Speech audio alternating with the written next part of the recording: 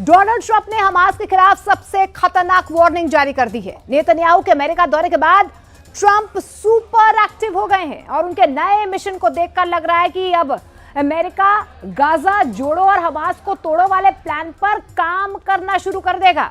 Trump के इस ऐलान से सबसे ज्यादा कौन घबराया है, ये नाम जानकर आप चौंक जाएंगे।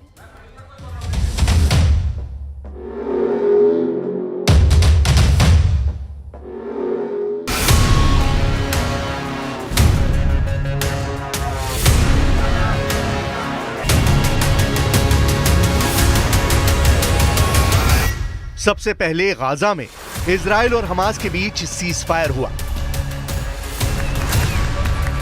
एक तरफ हमास ने इजरायली बंधक छोड़े तो दूसरी तरफ इजरायली जेलों में बंद फिलिस्तीनियों को छोड़ा गया। गाजा में हजारों लाखों लोग वापस अपने घर की तरफ बढ़ ही रहे थे कि तभी व्हाइट हाउस में हुई नेतन्याहू और डोनाल्ड ट्रंप की बहुत ही सीक्रेट मीटिंग, जिसमें गाजा को लेकर हुआ बहुत बड़ा फैसला जो अब सीज फायर पर तलवार बनकर लटक रहा है। डोनाल्ड ट्रंप ने दी है अब तक की सबसे खतरनाक वार्निंग, जिसमें टारगेट पर है हमास। डोनाल्ड ट्रंप ने कहा है कि गाजा जोड़ो और हमास को तोड़ो, यानी ट्रंप का गाजा जोड़ो और हमास तोड़ो प्लान। डोनाल्ड ट्रंप ने कहा है कि वो गाजा को खरीद लेंगे और हमास को मिटा देंगे और पूरी तरह मिट्टी में मिला देंगे। I'm committed to buying and owning Gaza. As far as us rebuilding it, we may give it to other states in the Middle East to build sections of it. Other people may do it through our auspices, but we're committed to owning it, taking it, and making sure that Hamas doesn't move back.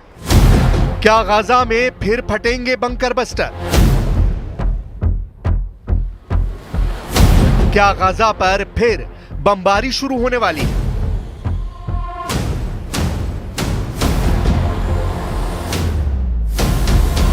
क्या Gaza में फिर मचेगा कोहराम?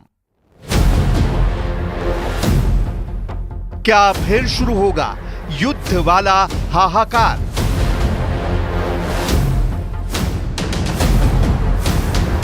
Donald Trump ने शपथ लेने से पहले Gaza में जो सीज फायर कराया, उस पर अब तलवार लटक रही है। हमास के साथ सीज फायर कब तक बाकी रहेगा, वो अब या तो ट्रंप जानते हैं या फिर ये तलवार, जो किसी भी वक्त गिरकर गाजा सीज फायर के टुकड़े टुकड़े कर सकती है।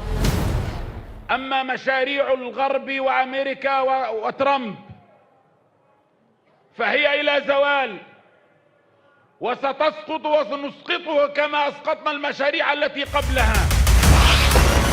गाजा में जो बमबारी चल रही थी वो ट्रंप के कहने पर ही बंद की गई। नेतन्याहू के उस बमबाजी वाले मिशन को बंद करने का सिग्नल खुद ट्रंप की तरफ से आया, लेकिन अब गाजा में नए युद्ध के बारूद की बू आने लगी है। डोनाल्ड ट्रंप ने अब हमास को नहीं बल्कि पूरे गाजा को साफ करने के लिए कह दिया है। डोनाल्ड ट्रंप के इस सिग्नल को गाजा युद्ध पर उनका यूटर्न कहा जा रहा है। ऐसा यूटर्न जो पश्चिम एशिया में कभी खत्म न होने वाले युद्ध की शुरुआत कर सकता है। डर यह है कि हमास और इजराइल के बीच बंधकों को लेकर डील फंस सकती है। अब तक रिहा हुए इजरायली और फिलिस्तीनी बंधकों को लेकर जो जोश दोनों तरफ देखा गया, वो युद्ध विराम वाला जोश एक झटके में बिखर सकता है।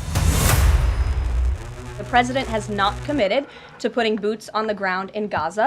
He has also said that the United States is not going to pay for the rebuilding of Gaza. His administration is going to work with our partners in the region to reconstruct this region. And let me just take a step back here, because this is an out-of-the-box idea. That's who President Trump is. That's why the American people elected him. And his goal is lasting peace in the Middle East for all people in the region. Trump ने Netanyahu के साथ meeting के बाद जो भी कहा है उस पर हमास की नजर बनी हुई है, क्योंकि हमास की सुरंगों में ट्रंप वाली ब्रेकिंग न्यूज लगातार पहुंच रही है। हमास अपनी सुरंग में इजराइल की मीडिया में छपी हर खबर पढ़ रहा है। इसकी हेडलाइन है कि ट्रंप ने सीज फायर को खतरे में डाल दिया है। यरूशलेम पोस्ट से लेकर टाइम्स ऑफ इजराइल ने खबर छापी है। अमेरिका और यूरोप का मीडिया भी यही खबर छाप रहा है और ये खबरें लगातार हमास की सुरंगों में पड़ी जा रही हैं। यानी हमास को पता चल गया है कि ट्रंप सीजफायर को लेकर क्या करना चाहते हैं। हमास और इजराइल के बीच 5वें दौर की बंधकों और कैदियों की अदला बदली वाली डील पूरी हुई है, लेकिन अब